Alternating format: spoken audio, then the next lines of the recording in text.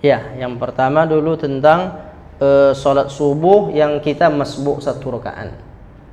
Ketika kita masbuk, lalu di rakaat kedua imam itu kan dia pakai kunut. Maka karena kita makmum tentu kita ikut kunut. Apakah sesudah kita ikut kunut bersama imam itu nanti kita ngulang untuk rakaat kedua itu kunut lagi atau dah cukup kunut pertama tadi? Kalau dalam mazhab Syafi'i, rakaat imam itu, rakaat kita masbuk adalah ketika kita masuk itu kita rakaat pertama. Mazhab Syafi'i saja itu. Selain mazhab Syafi'i, rakaat imam, rakaat kedua kita baru masuk, maka saat kita masuk itu kita rakaat kedua.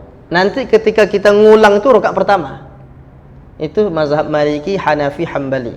Kalau yang bermazhab Syafi'i, saat kita masuk, walaupun imam rakaat kedua, kita ya masih rakaat pertama. Jadi ketika nanti imamnya sudah salam, kita berdiri, rakaat kedua kita kan ketika nanti bangun dari ruku, tentu kita kunut lagi. Lalu kunut yang pertama tadi apa? Sekedar ngikut imam saja. Kunut yang sesungguhnya karena kita terlambat adalah kunut yang kita baca ketika rakaat kedua. Nah, itu tuh Pak. Berbeda dengan mazhab Hanafi, Hambali, Maliki. Dalam mazhab Hanafi, Hambali, Maliki, kalau kita masbuk, kita bukan sedang memulai rakaat pertama, tapi masuk ke dalam solat itu, rakaat berapa imam? Kita sedang rakaat itu. Makanya duduknya pun akan berpengaruh. Kalau imamnya duduk tawarruk, keluar telapak kaki kiri, duduk tahiyat akhir, kita yang masbuk pun duduknya seperti itu.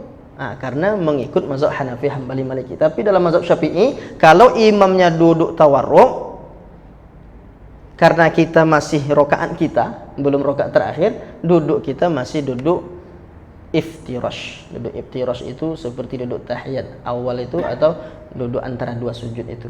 Maka konsekuensinya gitu Pak. Kalau kita mengikut mazhab Syafi'i dalam hal ini, tentu kita fa'atimmu, sempurnakan. Berarti kita berada di rakaat kedua. Rakaat kedua orang dalam mazhab Syafi'i tentu dia berkunut. Maka kunut lagi dia. Kunut yang pertama itu sekedar ngikut imam. Gitu Pak ya. Kalau makmumnya ini dia bukan penganut mazhab Imam Syafi'i, tapi imam yang tidak pakai kunut yang lain.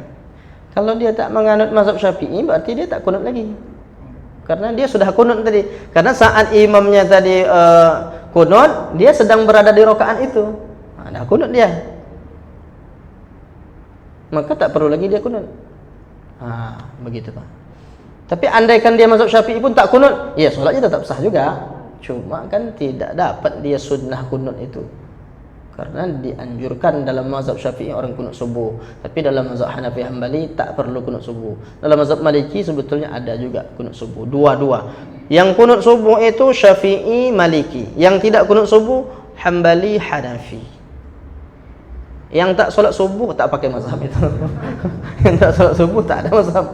Tapi gitu Pak ya. Jawabannya itu berarti boleh.